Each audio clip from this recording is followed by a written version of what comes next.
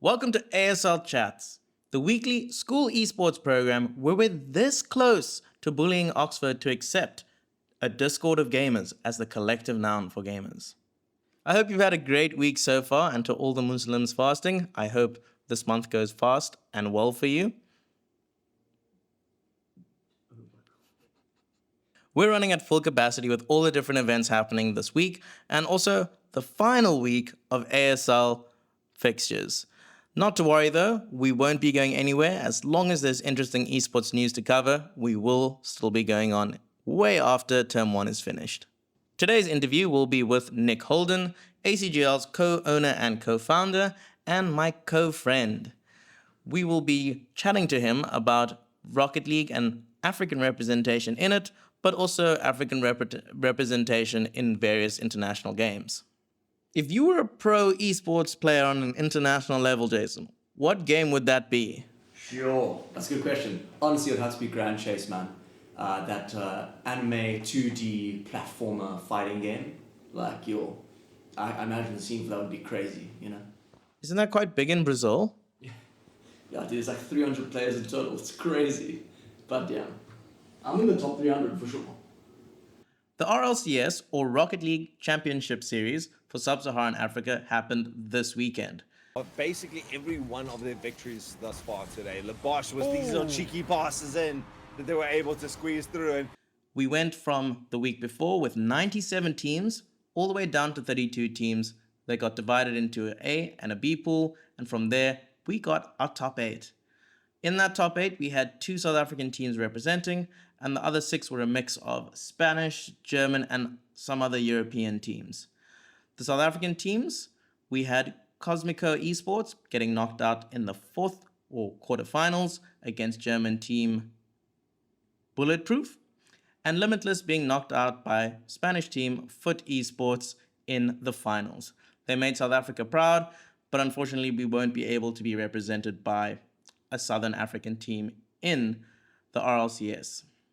If you want to go check out those games, we do have the VODs on Twitch on ACGL_alpha. If your school is doing something very cool, esports or otherwise, let us know and we'd love to include your clips or information on the show. Drop it at schools@acgl.gg.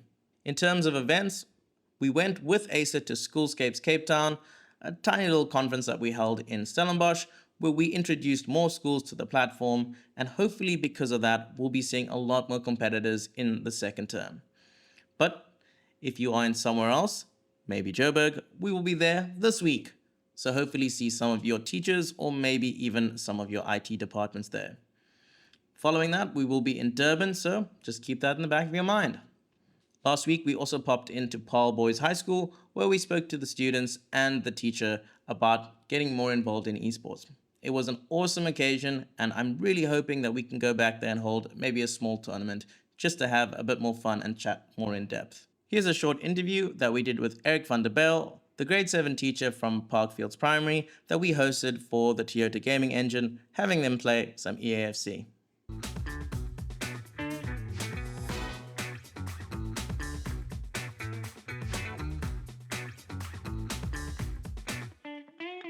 Would you like to introduce yourself, sir? I'm Mr. van der Bijl, the grade 7 teacher, Parkfield Primary. Is this what you expected when you were invited to an esports event? I was expecting old stuff, but of that, but brand new, state of the art and the professionalism, it really threw me for a loop. Were the kids surprised? How did they react when they realized they were coming to something like this? The kids were like, all of them, I couldn't get all of them. It's impossible to get all of them. I could only get the 16 that we agreed upon, but they were very excited. When it comes to Parkfields Primary, what kind of obstacles do you usually face when it comes to exposing them to something like this?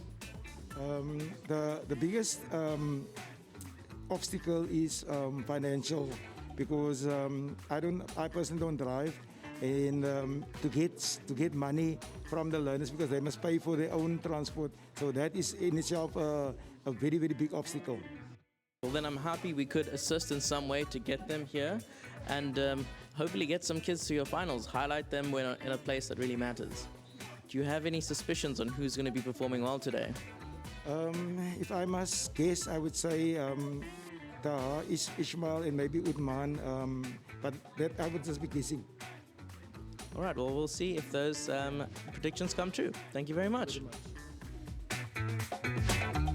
Upcoming events. We already mentioned Schoolscapes Joburg, so I won't chat about that too much. But on the same day, we will be also having the Curian Derby, which is one of my favorite events happening throughout the year. I spoke about it a bit last week, but we'll be teaching teachers how to teach them how to teach students to do esports. Lots of fun. It's kind of like almost like a esports camp that the teachers get to go on. Why don't we have that for students? Maybe coming soon. We'll see. But it's a lot of fun, and we will be having so many cool people there.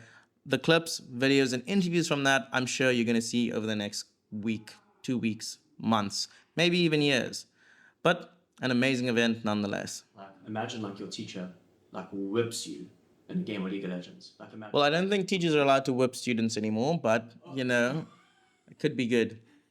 Results for this week. It looks like Pioneers was knocked off the leaderboard, being replaced with... Oh, Adam, did you see the updated Fortnite results? What? Everything's different. Yeah. Okay, so Paul Ross is now coming first with 435. Edwin's no longer first. They've been taken down to second with 387 points.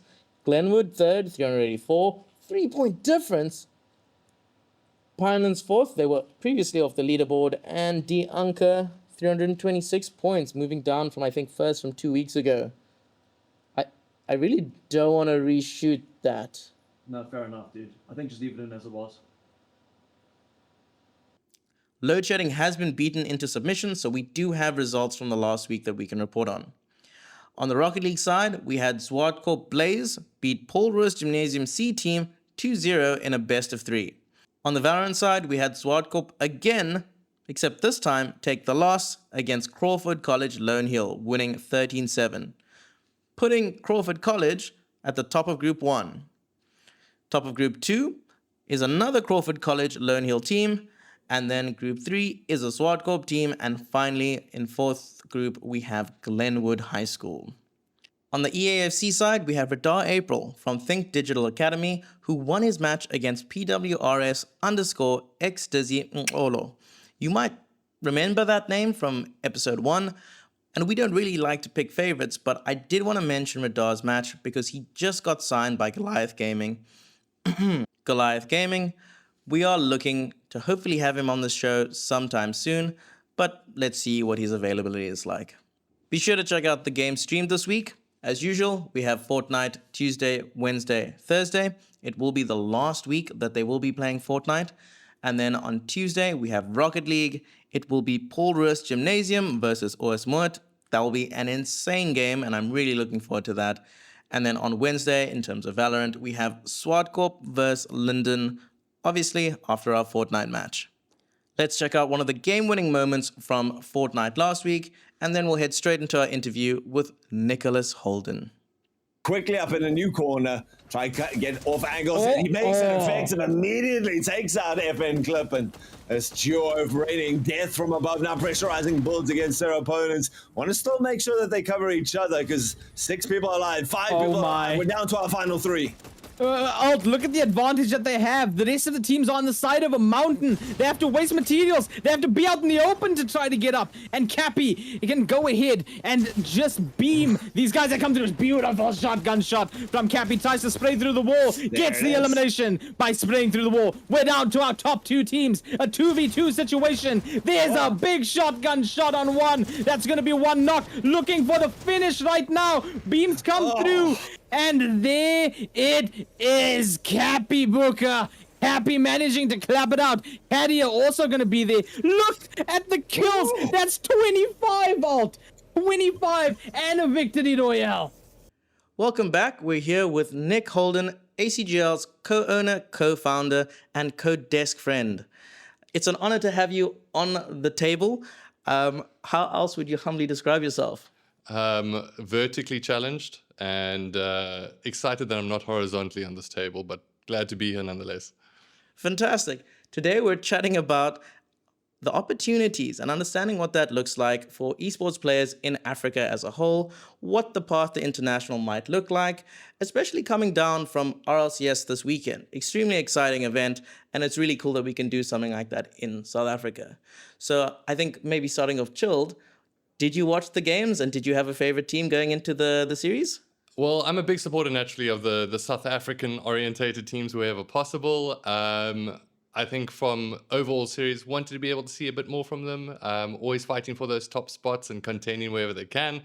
But yeah, managed to catch a couple of matches. I'm a little bit more orientated sometimes just to be able to see how the broadcast team is doing. Is everything stable? So it's almost like, when you watch a movie after studying scenes and that kind of thing, where you can't help but just analyze how things are going, and sometimes it removes you from the gameplay. So it's a bit different, but I absolutely love watching the games and actually checking out what our team and our broadcast team as well as the commentators are up to.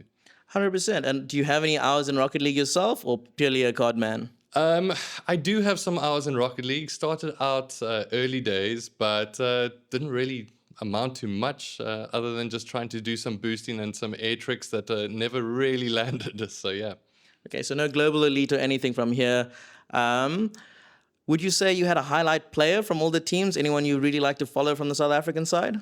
One of the standout players for me in terms of the past series was Eliakim, actually just coming up with some really, really crazy plays. So definitely a standout for me on that side of things. To Die For is also a great player from Limitless side of things. So yeah, a couple of favorites, but to be honest, I always have a soft spot for Werty as well, just because I think it's some of like his video way back when talking about us, seeing how emotionally he got on that side of things and just being able to see that passion. And I think that's ultimately the thing that always ties down like my favorite players is those that are just super, super passionate and invest everything into it. 100%. Quite a big fan of Eliakim as well. I follow his YouTube. He breaks down Rocket League very easily so that I can even digest it. So yeah, we've got some very passionate players in the scene. And it's lovely seeing them put their all out on stream and in their spare time. The quality of teams was really high in RLCS. I know sometimes it can be very disheartening when you are a low-ranked team playing against a higher-ranked team. I experienced that in some of the old League of Legends games I played, but I'm sure the feeling's the same for any game. What do you think is the big merit from trying to topple those giants? I think it's just, if you're playing up against them, it's just reviewing. Like if you have that VOD, if you have that match, that's always one of the strongest tools in competitive gaming, straightforward, is looking at where you're making your mistakes.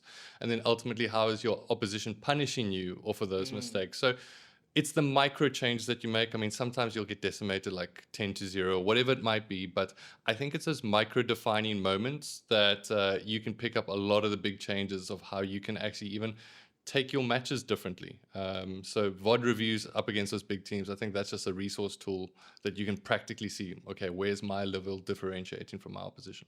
100%, and that's something you can even take into scrims and things like that. I know we've both watched our fair share of League of Legends, where we've seen a lot of worlds all the way down to 2015, I'm pretty sure. In many of them, there have been wildcard regions like Brazil, like Oceania, sometimes Japan, Turkey, etc. They tend to not make it out of group stages as the less experienced regions. What do you think is the major benefit for those regions competing there in the first place? Well, for each one of these regions, I like to consider it the North Star opportunity, right? It's like if you know where you're going as a player, that is vitally important. That's the North Star that I'm aiming for. So whether I am going to be a player that's just getting into the scene, if I know that there's a path for me and a future, that ultimately spreads the opportunity creation and more resilience for the players there to be able to keep on going, keep on trying. Because if you've got a ticket into this magical world called esports, you want to be able to be at the door and keep on fighting for those opportunities. So the whole point is, yes, they might get decimated or they might get destroyed, but providing that competitive experience is vitally important, but also just to be able to promote the rest of the scene and build fan bases and build a reason for them to be able to stick around is so much more than just the opportunity. It's all just about the next mantle of the people that come next, of like how can they then wrestle with this opportunity and hopefully turn that narrative around for those regions. 100%. And I think the representation is very important for the smaller regions. You're finally being able to see your local heroes in a place where they have international attention.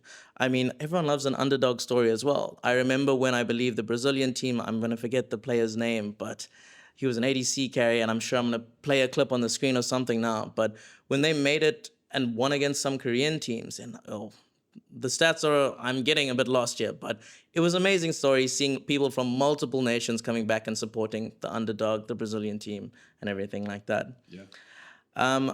What do you see as a logical path to an international stage? Not specifically referring to Rocket League here, but does that look like a national tournament? Is that an overall regional tournament?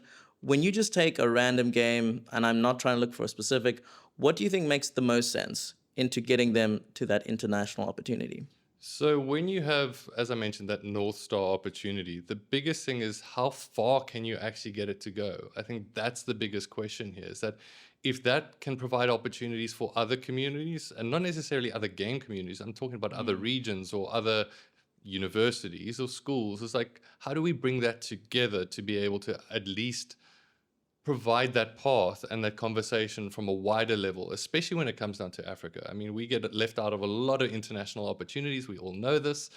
But should we get that, let's call it our golden ticket to that opportunity overseas, it's about how can we spread that as wide as possible in terms of the regions that can qualify. I mean, say, for example, Nigeria coming through to South Africa to play in a wider qualifier that might be to an international event, or vice versa. I don't think that there is just a one shoe fits all, but ultimately it's just how do we build community off of these things that we all worship ultimately as esports players. We know that. It's like, this is our love, this is our passion. And we just want to be feeling like a connected way to view it. And even if that's as a supporter from a local side, that's how we build more fans too. 100%. And it's something I've heard you say before, Africa, the forgotten region, whether that be releases, servers, anything like that. But are you feeling optimistic about, I mean, I guess it's probably obvious, but are you feeling optimistic about Africa's esports potential and future? I kind of joke around about the word optimism when it comes down to esports in South Africa or Africa. It's like you have to be optimistic to be in this industry, but it's also optimism dealing with realism of where we are in terms of our environment. So yes, I am still optimistic to this day after 10 years of ACGL, but even more so now. I think that there's more opportunities. We're becoming more recognized.